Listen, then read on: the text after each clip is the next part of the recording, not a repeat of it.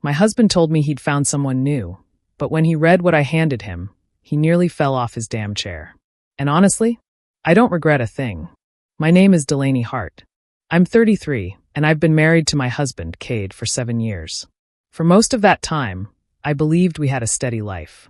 Not perfect, not glamorous, but ours. The kind of marriage built on routines and shared grocery lists, not drama. I thought I knew him better than anyone. I thought I could predict the way he breathed. But then he started changing. At first, it was small things. Cade suddenly began working late. Even though I knew his office turned into a ghost town by 5. He took phone calls in the garage, speaking just low enough that I couldn't make out the words. He bought new shirts, ridiculously expensive ones, and started styling his hair with the kind of precision you only do for someone who isn't your wife. I kept trying to excuse it. Stress, maybe. A slump.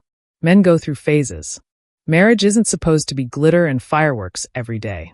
But there's a specific kind of silence people use when they're slipping away, hoping you won't notice until the distance is too big to cross.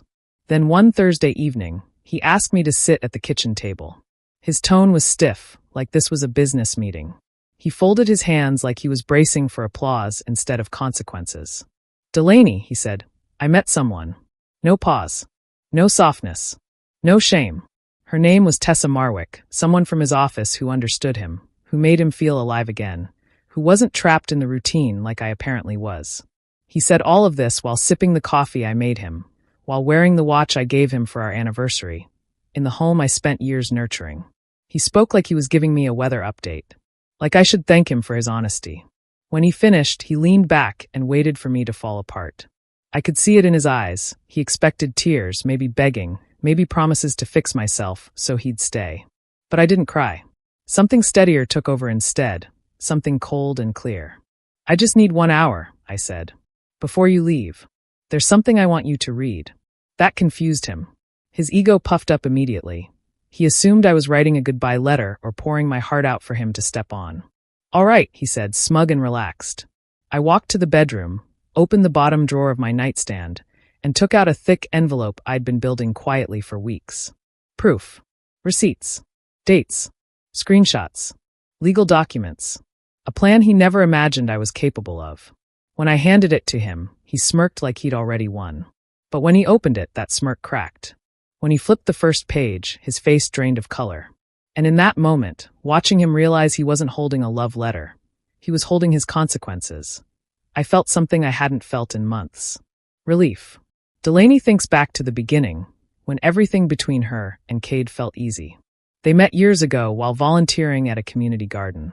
She remembered the way he smiled as he helped older neighbors plant tomatoes, and how he stayed late to clean up without being asked. They talked about wanting the same kind of life, simple, honest, steady. Back then, he listened closely when she spoke, asked thoughtful questions, and held her hands like he never wanted to let them go.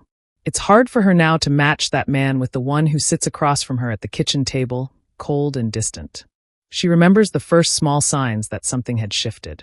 They were barely noticeable at the time. Little comments that stung but were easy to brush off. Cade started dismissing her opinions in quiet, sharp ways. The kind you could almost pretend weren't meant to hurt. If she mentioned something she learned at work or shared an idea about their future, he would shrug and mumble. "Sure, if you say so," like nothing she said mattered. Once, when she excitedly told him about a big wedding order at her flower shop, he laughed and said, "It's just flowers, Lainey. You act like you're running a Fortune 500. It felt like a joke, but it didn't sound like one. At gatherings, Cade became a little too charming with other women, especially his co-workers. He would lean in close, laugh too loudly at their jokes, and forget Delaney was even in the room. She told herself it was harmless, that he was just being friendly. She tried to believe his arm around her waist a few minutes later made up for it. She wanted to think marriage meant sticking it out, being patient, letting small things slide. But the small things grew sharper. Cade began twisting her words during arguments, making her doubt herself. When she asked simple questions, he acted like she was accusing him of something terrible. If she said she felt ignored, he told her she was too sensitive. If she asked why he was on his phone so much, he rolled his eyes and said she was imagining things. Slowly, she felt like she was losing her footing. Then there were the messages he hid. He kept his phone face down, taking calls in another room. Once, she walked in, and he jumped like he'd been caught doing something wrong. He laughed it off, but his eyes told a different story. The night he came home from a client dinner, without his wedding ring, her stomach dropped. He claimed he took it off to avoid scratching it on his beer bottle. She knew that wasn't true, but she nodded anyway. She didn't fight. Not yet. Instead, she started writing things down, dates, comments, odd moments that didn't sit right. She didn't want to accuse him without knowing the whole picture. The moment I finally knew the truth didn't come with shouting or some dramatic scene. It came quietly, in pieces, each one landing harder than the last. It started with a hotel receipt I found by accident. I was looking for a warranty paper in Cade's desk drawer when I saw it tucked under a stack of envelopes. It was for a luxury hotel across town, booked under his name, on a night he told me he was at the office fixing a burst pipe. I remember staring at the date printed on the top, my hands shaking. There was no reason for him to be in a hotel that night. None. I sat there on the floor for what felt like a long time, just breathing slowly and trying to push back the feeling that everything was suddenly sliding out from under me. Then there was the perfume. It wasn't mine. It wasn't even close to anything I would wear. It was sharp and sweet, the kind of scent you notice even after someone walks away. Cade came home wearing it more than once. I would hug him, hoping the closeness would feel familiar again, and instead I would get a whiff of something that told me someone else had been near him, very near. He blamed it on coworkers, on walking past someone in the office, on anything he could think of. But my chest tightened every time, because deep down I already knew those excuses didn't fit. The final push came from our neighbor, Evan Corbett. We ran into each other near the mailbox, and he casually mentioned seeing Cade downtown the week before. Didn't know he dyed his hair blonde, Evan joked, not realizing what he had said. I froze. Cade hadn't dyed anything. Evan noticed my reaction and tried to backtrack, saying maybe he was mistaken, but I could tell he wasn't. The image of Cade holding hands with another woman, just living his life like I didn't exist, hit me so hard I felt dizzy. That night, I asked Cade about everything quietly without anger. I didn't want to fight. I just wanted him to look me in the eye and tell the truth. Instead, he twisted every question I asked. He called me paranoid, saying I was making up stories. He said I was clingy. He even told me I was boring. He said it like it was nothing, like the word wouldn't cut me open. That was the moment something inside me broke. Not because he was cheating, but because he didn't care enough to even pretend he respected me. I cried after he went to bed, not for the marriage we used to have, but for the way he now saw me, as someone he didn't even need to lie to gently. So I started writing everything down. Each lie, each suspicious night, each receipt, every small detail. I didn't argue with him anymore. I didn't accuse him. I just watched, listened, and documented. All of those pages, the proof of how long he'd been drifting away, are sitting inside the envelope he's reading right now. I reached a point where I had to face something important about myself. Cade thought he was married to someone soft, someone he could talk over, someone who would cry and then forgive him because that was easier. What he didn't know was that I am not the type to fall apart and stay broken. I might get hurt, but I don't stay down. I don't lose quietly, and I don't let someone walk all over me without consequences. Once I accepted that Cade was cheating, I started looking deeper, trying to understand just how far things had gone. That's when I discovered Tessa wasn't just some woman he was sneaking around with. He was spending our money on her. Not small amounts either. Expensive dinners. Gifts. Transfers he tried to label as work expenses. I saw withdrawals from our joint account that I never approved. Seeing those numbers made me feel sick. It wasn't just betrayal anymore. It was theft wrapped in romance. I knew I couldn't confront him yet. If I did, he would twist everything again, call me crazy, and make me doubt myself all over. So instead, I made a quiet appointment with a lawyer named Margot Ellery. She had a reputation in town for being tough, smart, and unwilling to sugarcoat anything. When I walked into her office, she didn't treat me like a fragile woman. She looked me straight in the eye and said, "Tell me everything." I told her more than I had told anyone. The hotel receipt, the perfume, the neighbor, the lies, the missing money. She listened without interrupting, taking notes in quick, sharp strokes. When I was done, she didn't ask if I wanted to fix my marriage. She asked, "Do you want to protect yourself?" I said yes. From there, we built a plan. A careful, detailed plan that didn't rely on emotions, only facts. First, I gathered proof of Cade's spending. Margot showed me what to look for and how to document it correctly. Second, we collected examples of emotional neglect, the things he had been doing for months. Not shouting or slamming doors, but the slow, steady ways he pushed me aside. Third, she helped me secure my own assets, my shop, my savings, everything that was legally mine. And last, we prepared divorce papers that made it clear Cade's actions were the reason for everything that would follow. Margot moved faster than I expected. She had the filings ready within days. All I had to do was sign them. The moment I held the papers in my hands, a strange calm settled over me. It felt like the first real breath I'd taken in months. I didn't tell Cade. I didn't warn him. I didn't argue with him anymore or ask questions he wouldn't answer.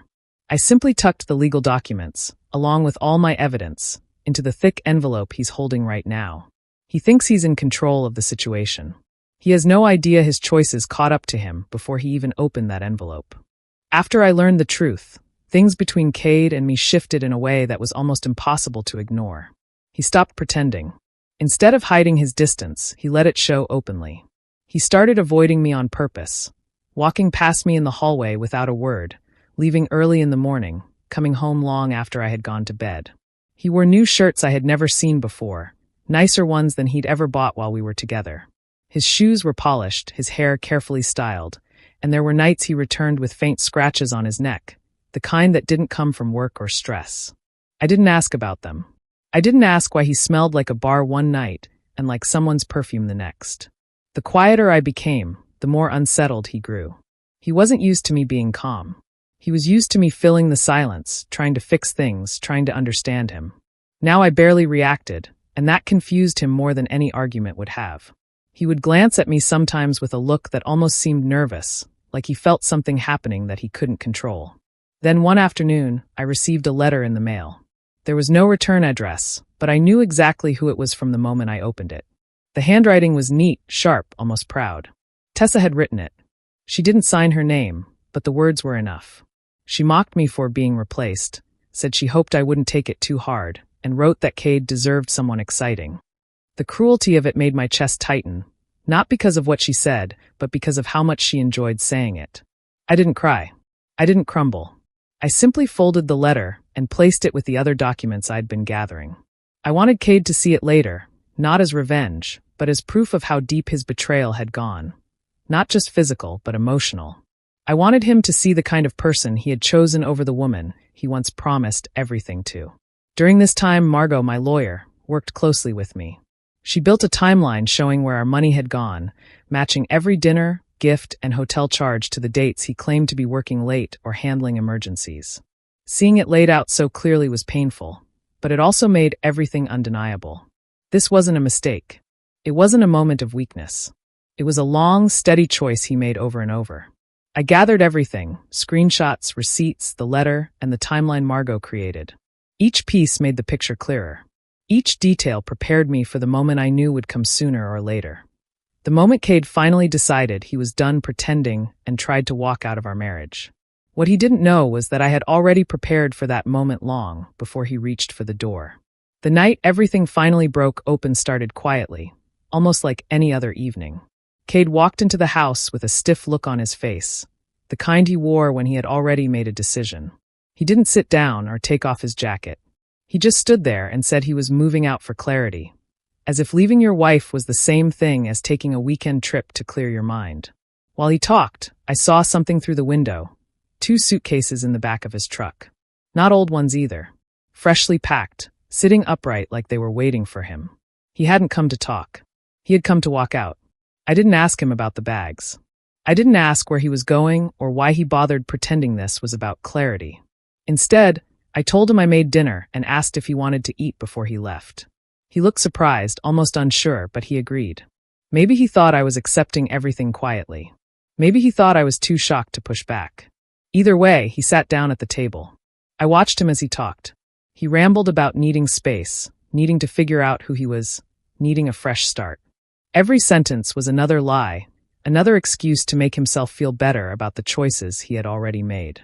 He couldn't even say the truth with a straight face. I just nodded and listened, letting him spill every practiced line. Then he finally said the words he had been building up to. He wanted a divorce. He said it calmly, as if he expected me to break down or collapse into tears. He even added that he planned to start fresh with Tessa, like it was something I should support or understand. He waited for me to fall apart. He kept glancing at me, checking for signs of heartbreak. But all I felt was a strange calm. I had seen this moment coming long before he imagined it. So I smiled, just a small, steady smile, and said, "Before you go, there's something you need to read." He froze for a second, thrown off by my tone. I stood, walked to the drawer where I kept the envelope, and placed it gently on the table in front of him. The envelope was thick, heavy, almost too full to close.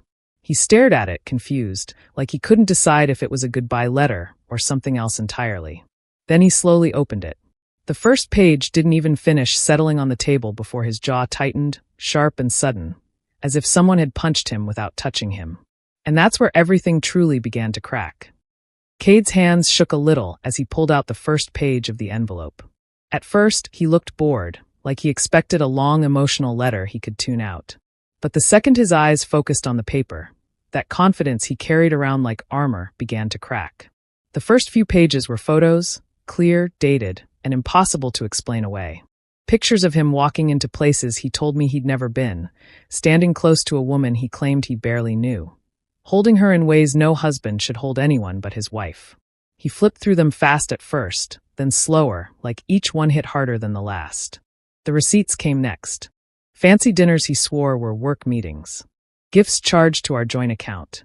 Hotel charges on nights he said he was catching up on paperwork. I watched his face tighten as he recognized every place, every date, every lie. Then came the screenshots. His messages with Tessa, ones he thought he had deleted. The flirtatious lines. The late-night plans. The promises he made her while I slept in our bed thinking he was exhausted from work. He stared at those messages for a long time, as if looking at them long enough might make them disappear. Next was the financial proof. The pages showed every withdrawal, every transfer he never mentioned, every bill he covered for Tessa with money we both earned. He blinked hard, like he couldn't believe the numbers were real, like the paper itself was attacking him. Then he reached the divorce filing. I watched the color drain from his face as he read the line that named his affair as the reason for the separation.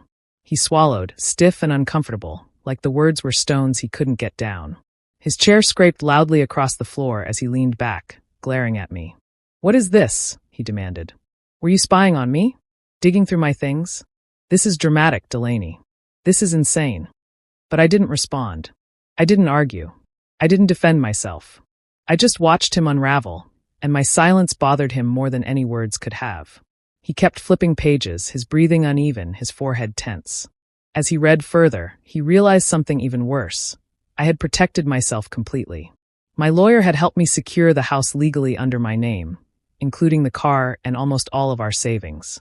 The plan was solid, airtight, and already filed. He froze when he reached the last page. It was a short note I wrote by hand.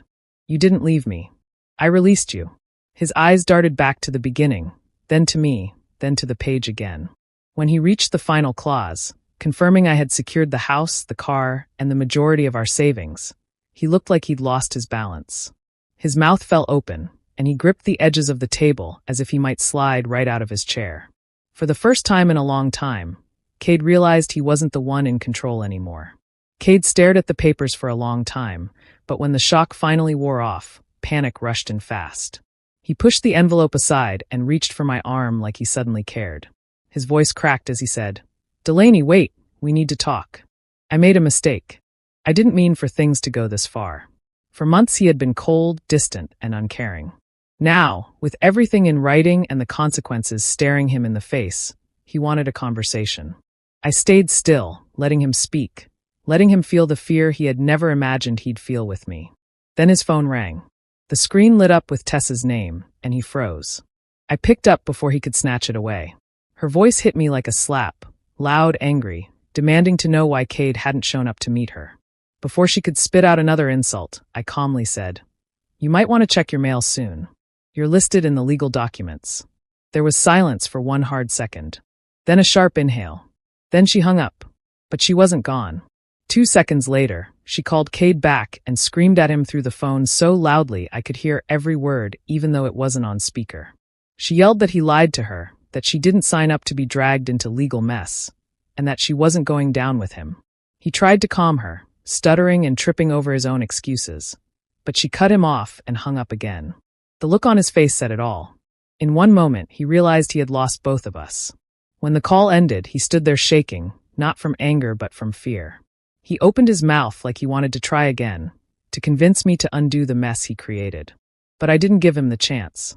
"You'll need to find another place to stay," I said in a steady voice. "Today." His eyes widened. "Lainey, please, just give me a few days. I don't have anywhere to." "You'll figure it out," I said softly. "You always do when it's something you want." He begged a little more, but it didn't matter. The decision was already made. He saw it in my face and finally stopped talking. Then, defeated, he walked to the bedroom and stuffed a few things into a duffel bag. No suitcase. No planning. Just whatever he could grab quickly. When he stepped outside, some of the neighbors were already on their porches, pretending not to stare. They watched him climb into his truck, his face red, his hands shaking on the steering wheel. And then he drove away, alone, exactly the way he chose to be. I decided it was time to take back my life. I reopened my flower shop, giving it a fresh look and new name. Every detail mattered to me, from the colors to the arrangements. It felt like a piece of me had come back, a part that had been buried under lies and pain for so long. Working with flowers again made me feel alive, and every smile from a customer reminded me that I was capable of happiness on my own terms. I also joined a hiking group. At first, I thought it would be just exercise, but it became so much more. The fresh air, the quiet of the trails, and the simple challenge of each hike helped me feel strong again.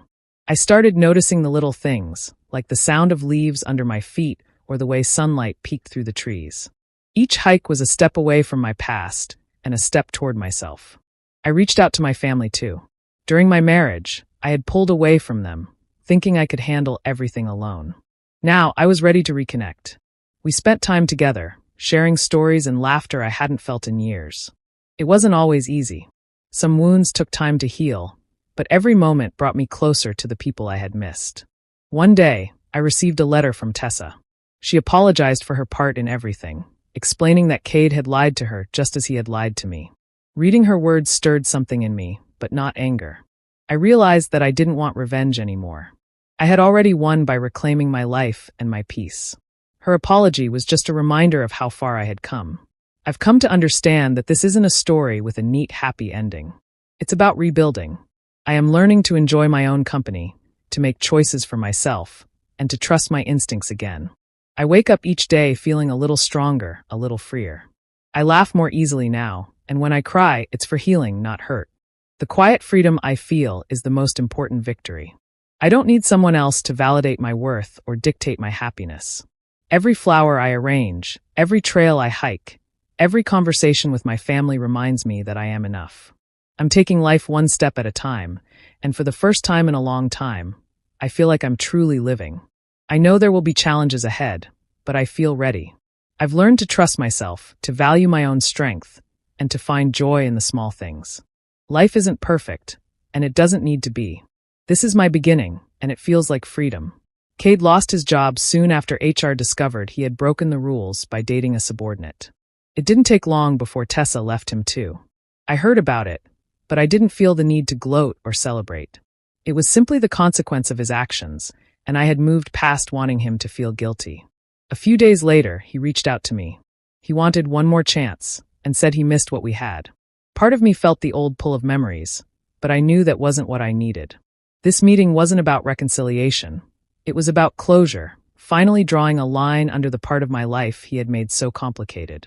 When I met him, I could see the man he had become, and I realized he wasn't the person I had once loved. I gave him a note, simple and clear. I loved who you used to be. I don't love the man you became. I didn't explain, argue, or get caught up in his excuses. It was enough.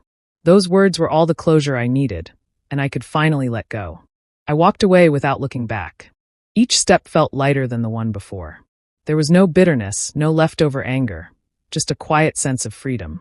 It was strange how good it felt to finally release someone who had caused so much hurt. I wasn't defined by the pain anymore. Later, I stood on my porch as the evening light fell across my face.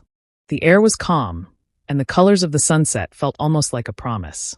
I thought about all the choices I had made, the pain I had endured, the heartbreak I had survived, and I realized something important. I may not have chosen the pain, but I had chosen the ending. That choice was mine, and it felt powerful. I breathed in deeply, letting the warmth of the evening settle over me. For the first time in a long time, I felt a real sense of peace. I didn't need him in my life anymore, and I didn't need the past to define me. Standing there, I understood that moving forward didn't mean forgetting, but it did mean reclaiming my own life. I closed my eyes for a moment, savoring the quiet, and felt the weight of everything lift. The chapter with Cade was over, and my life was finally mine again. I was free, and that freedom felt like the truest kind of victory.